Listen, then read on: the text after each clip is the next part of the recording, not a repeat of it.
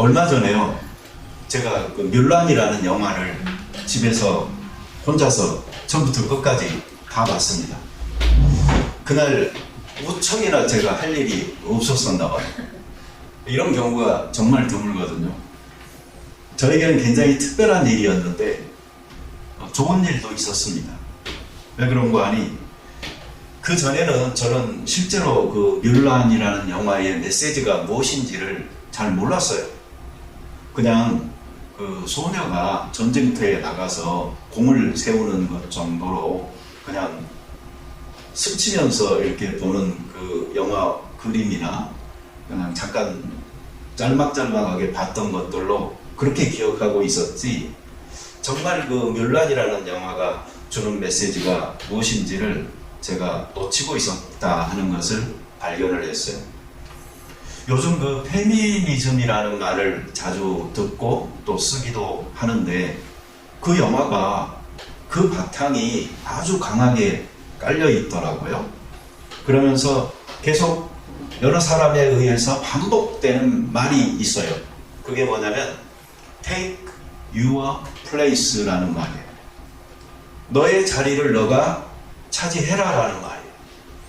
너의 권리를 너가 회복해라 라는 말이에요. 너가 마땅히 있어야 될 자리에 있으라 하는 말이었어요.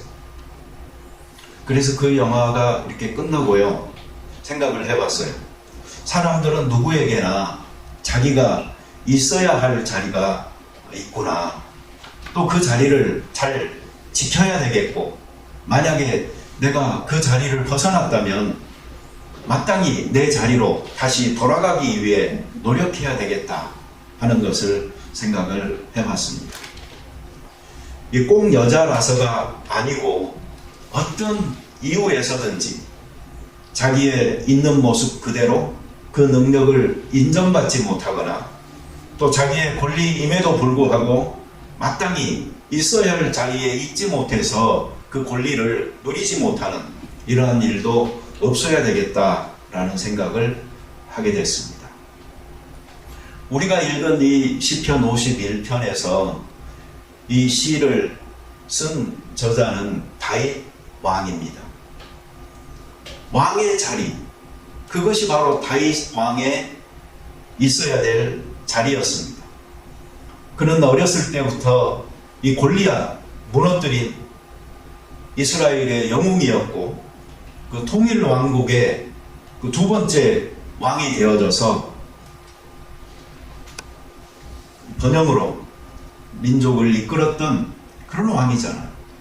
그러면은 마땅히 칭찬, 영광, 존귀를 받으면서 또 하나님께서 은혜 베푸셔서 그렇게 해주신 줄을 알고 더욱더 큰 책임을 가지고 일하며 있어야 될 다윗인데, 오늘 이 시편에 보면은 실족했어요.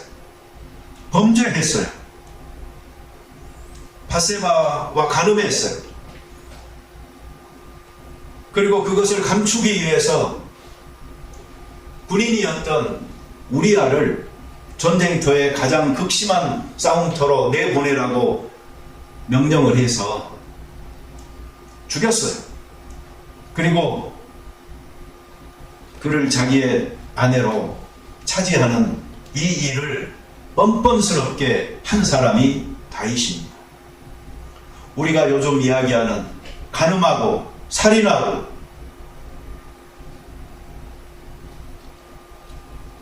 다윗은 정말 자기가 있어야 될 자리를 완전하게 벗어나 있는 것입니다. 나단 선지자가 그에게 책망합니다. 그 사람이 바로 당신입니다. 이때 다윗 왕은 옳소이다, 내가 여호와께 범죄하였나이다 라고 인정합니다. 그의 회개에도 불구하고 그 죄의 열매요 씨앗은 스스로가 거두지 못하게 되는 경우가 하나님의 공의로서 나타나게 됩니다. 여러분, 죄라는 것은요, 굉장히 단계적으로 이 발전하는 것을 우리는 알아야 합니다. 죄인이 된다, 누구나 쉽게 죄인이 될 수가 있지만 이 단계적으로 나에게 찾아오는 죄를 이해를 하고 그리고 잘 대항을 한다면 그 죄에 우리가 빠져들지 않을 수 있는 것이죠. 자기의 자리를 지킬 수가 있는 것입니다. 이 사무엘하 11장에 보면은요, 다윗이 그 세 가지 단계를 거쳐서 하나님 앞에 행위로까지 죄를 짓는 것을 보게 되는데, 그 첫 번째 단계가 뭐냐면 왕궁의 옥상을 거닐다가 목욕하는 여인이 눈에 띈 거예요. 이건 그냥 정말 눈에 그냥 띈 거예요. 눈에 들어온 거죠. 생각이 스친 거죠. 근데 두 번째 단계는 뭐냐면 심히 아리따워 보이는지라 사람을 보내서 알아보게 하였더니 눈에 띄고 생각이 스친 것에 머무르지 않고 계속 거기에 집착하는 것입니다. 응시하는 것입니다. 생각이 거기에 머물게 되면서 호기심은 점점 더 발동하고 죄의 감각이나 촉수는 살아나고 선한 생각의 통로는 막혀버리니까 맑은 물이 들어오지 않으니 점점 더 흙탕물이 될 수밖에 없는 것이죠. 그리고 3단계는 그 여자를 자기에게로 데려오게 하여 그 여자와 동침하고 실제적인 행동으로까지 이루어지게 됩니다. 어떤 죄를 짓게 되면은 거기에 따른 자기가 생각하는 채워지는 부분이 있어요. 만족함이 있어요. 보상이 있는 거죠. 그래서 자기의 결핍이나 어떤 갈등이나 불만족을 채우기 위해서 행동으로 가는 일에 서슴지 않게 되는 것이지만 그 죄가 나를 점령하고 나를 허물어뜨려 죄의 세력에 사로잡혀 버리게 되면은 정말 어쩔 수 없이 죄를 지었다라고 말할 수밖에 없을 정도로 불가항력적인 그 죄의 힘에 허물어지는 것을 보게 됩니다. 여러분, 어떤 단계에서 이 죄와 상대해야 되는 걸까요? 성경은 아주 첫 단계에서부터 상대하라라고 이야기합니다. 죄를 가만히 두면은요, 이 죄가 슬금슬금 우리에게 오질 않아요. 그냥 튀어 올라서 금방 와버리는 것입니다. 그러니 처음부터 저항하고 이걸 박살내지 않잖아요. 그러면 내가 오히려 점령당하는 게 죄입니다. 군대에서 쓰는 말로 이 초전박살이라는 말 있잖아요. 죄는 그런 마음으로 상대를 해야지 거기서 멈추지 아니면 다음 단계로 너무나 빨리 진행이 되는 것입니다.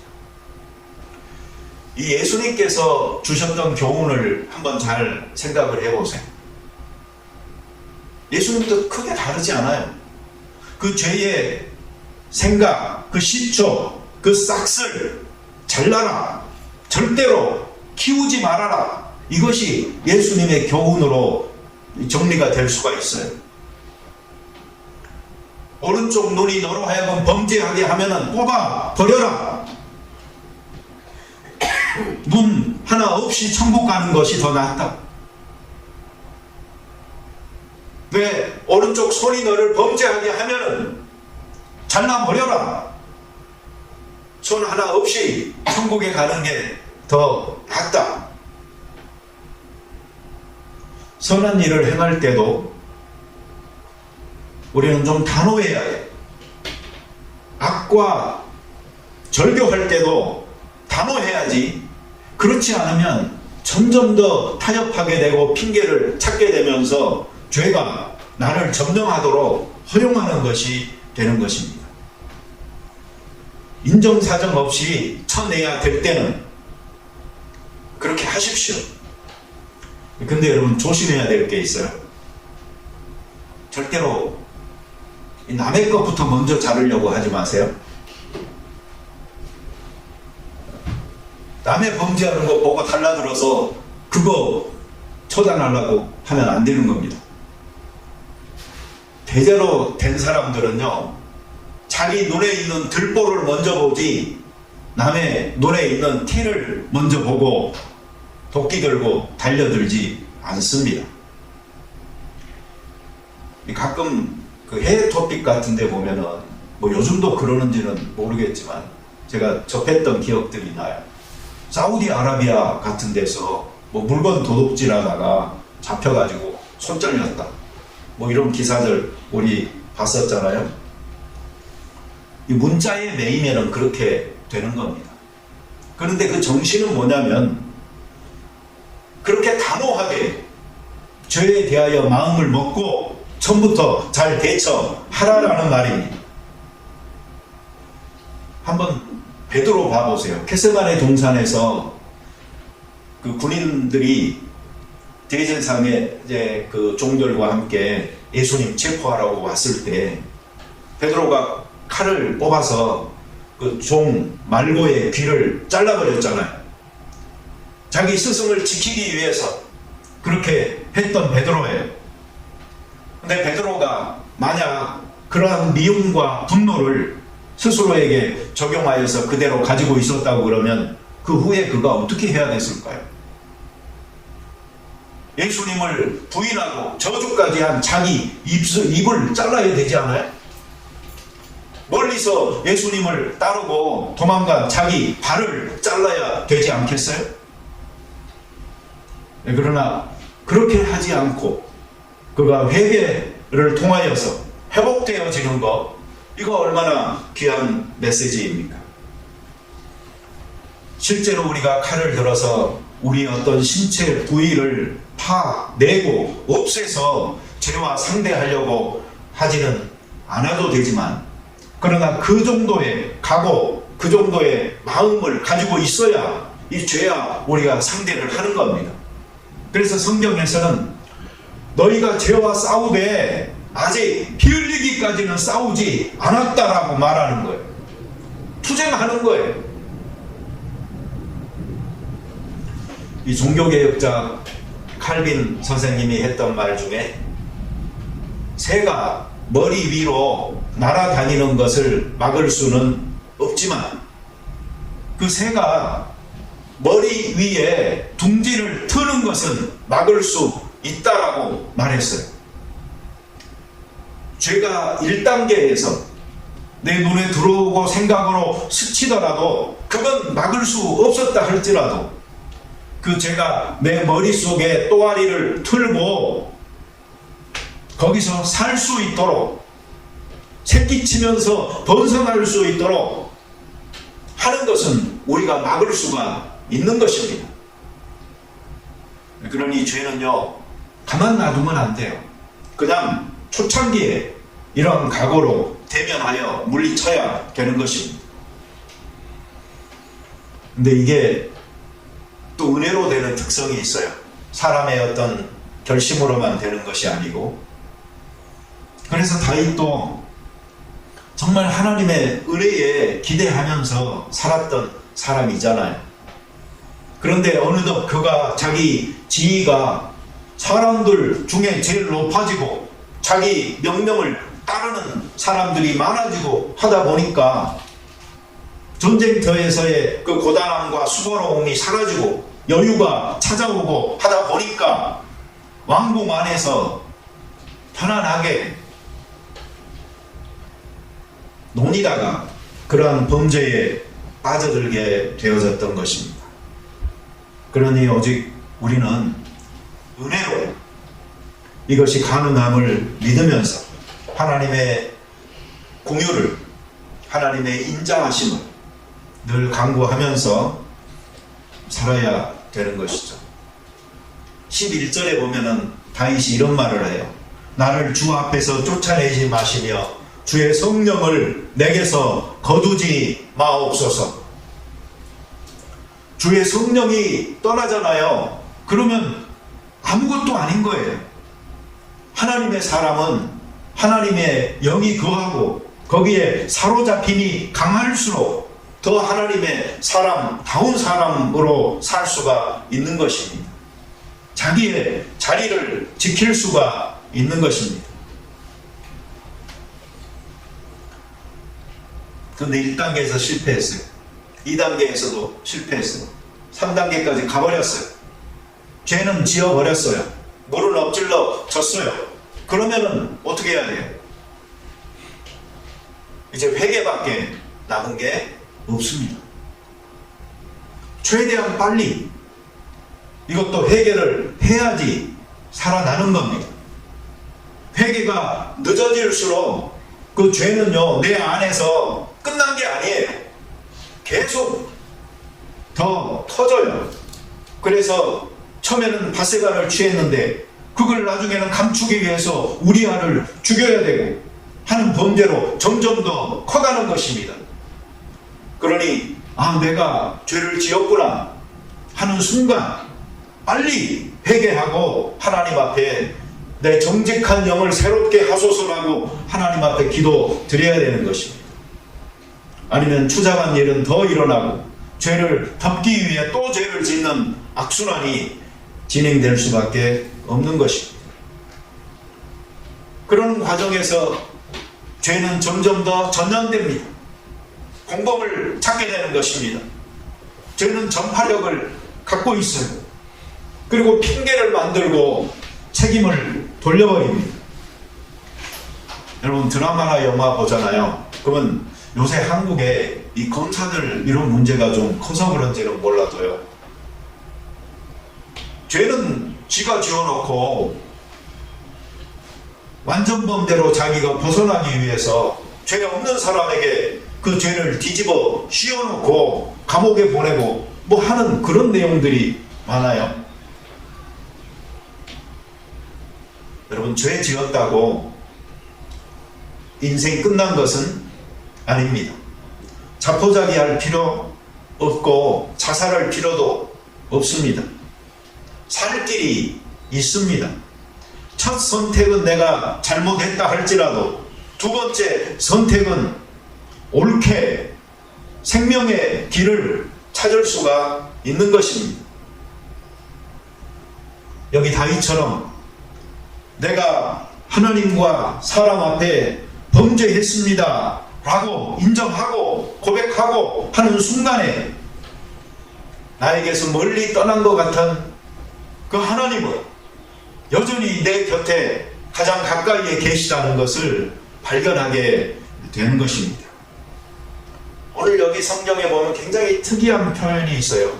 내가 하나님께만 범죄하였나이다. 오직 하나님께만 범죄하였나이다 하는 말이 있어요. 실제로는 사람에게 범죄를 했잖아요. 그래놓고 다윗은 하나님께만 내가 범죄했다라고 사람들도 꽤 됩니다. 그러나 우리는 신앙의 경험으로 알잖아요.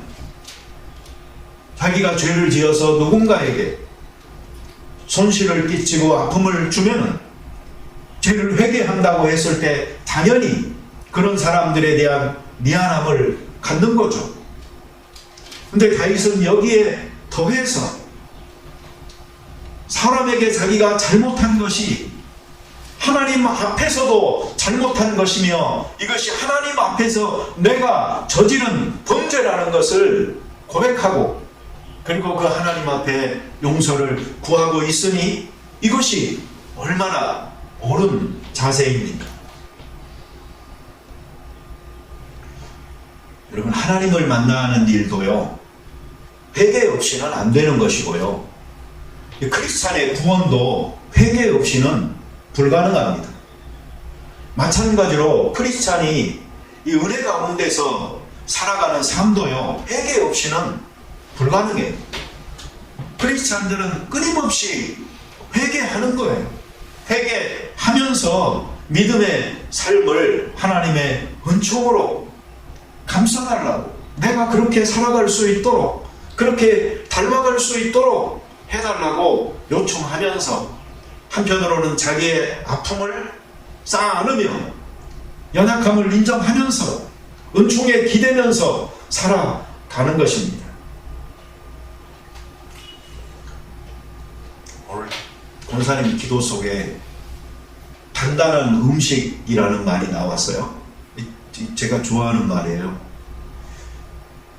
보통 사람들은 이 회개 메시지 같은 것을 단단한 음식으로 생각을 해요.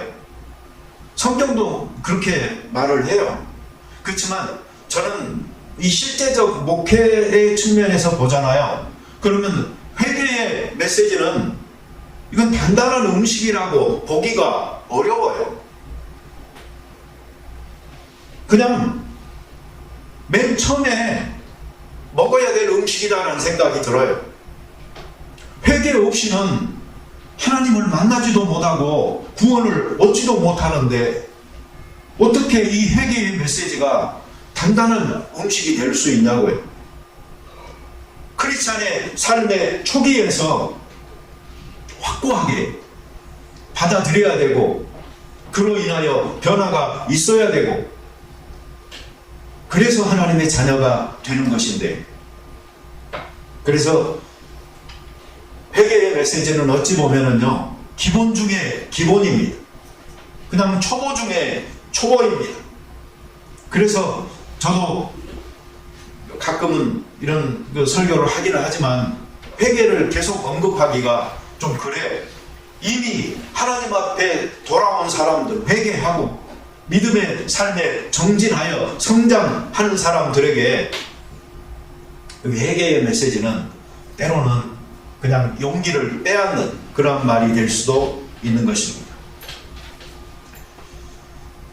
여러분, 회복이라는 것은 회개로 시작하는 것입니다.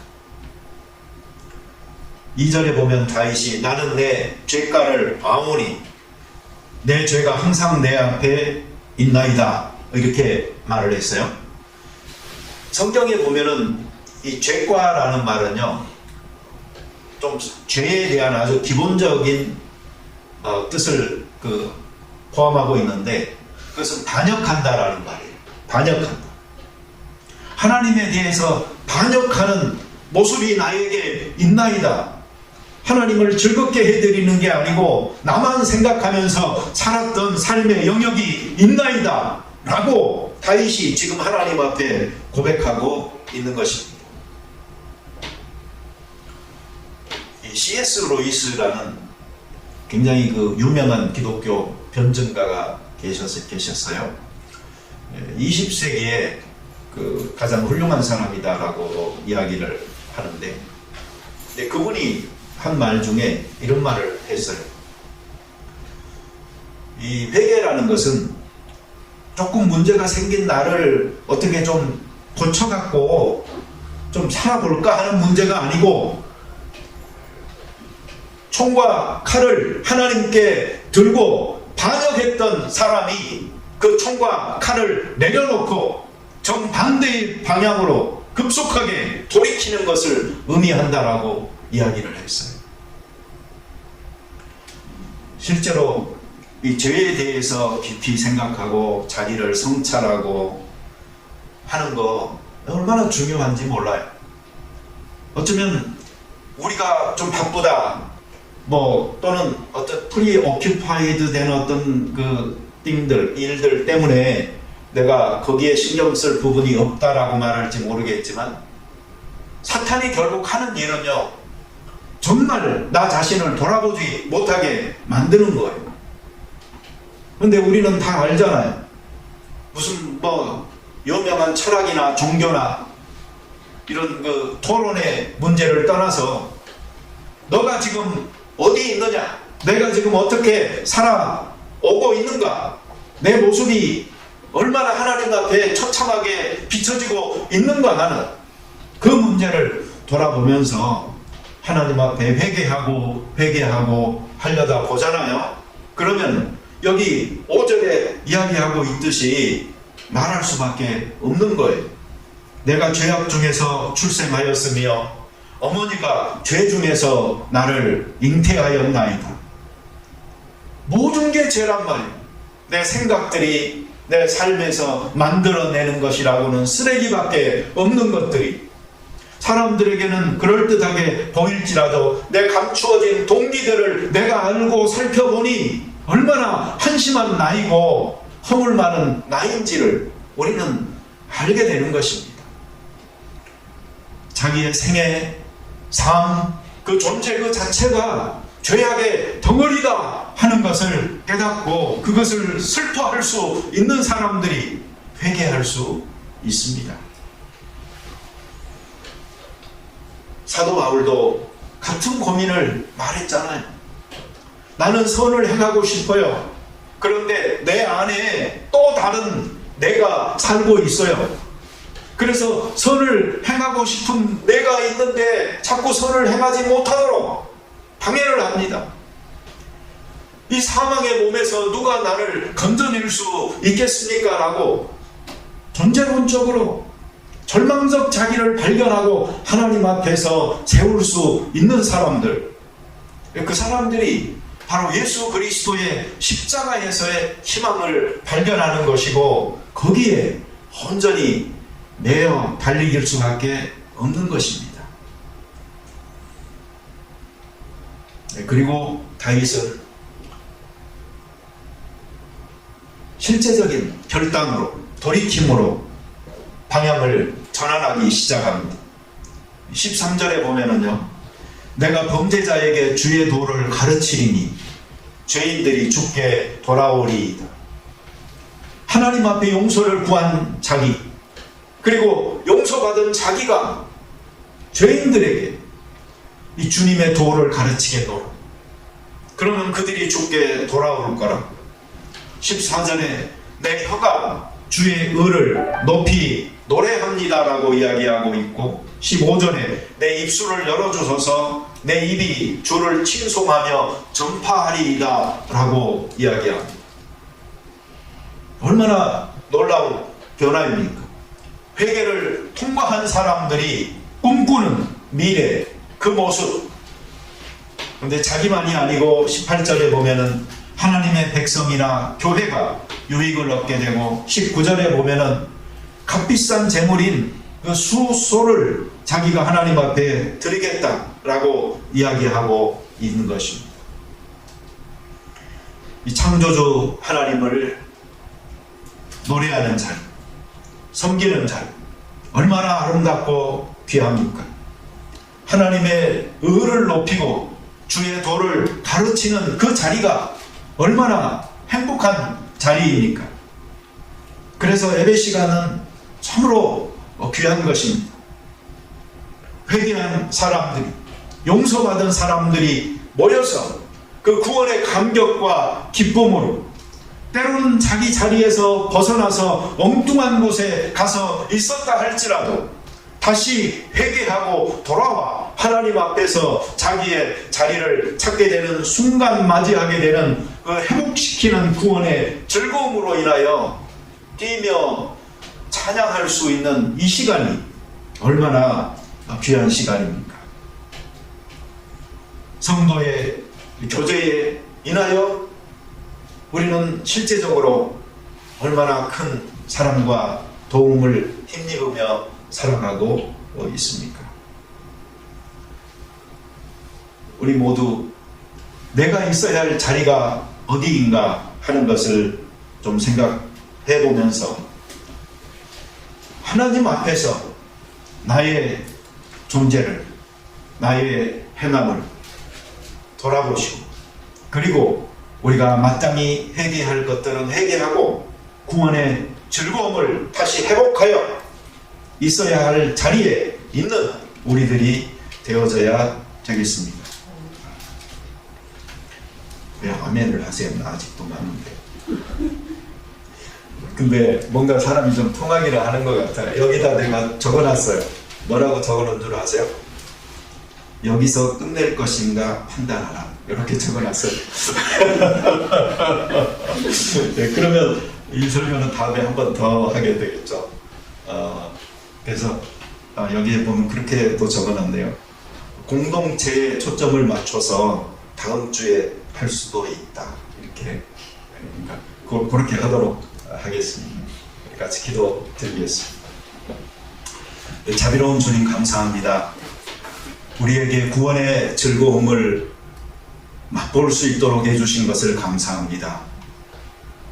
하나님의 자녀로 사랑받은 자리에서 떠나 범죄하는 자리로 들어가 버릴 때도 있지만 그런 자리에서 다시 우리를 건져주셔서 구원의 즐거움을 회복하게 해주시는 주님인 줄을 믿습니다. 항상 이 즐거움을 경험하면서 하나님과 가까이 교제하는 저희들 되게 도와 주시옵소서. 내 전 존재가 만들어내고 있는 인생의 쓰레기들이 무엇인지를 보게 하시고 그 악하고 냄새나는 것들로부터 돌이켜서 하나님의 거룩함으로 선함으로 방향을 틀 수 있는 저희들 되게 도와 주옵소서. 예수님의 이름으로 기도드립니다. 아멘.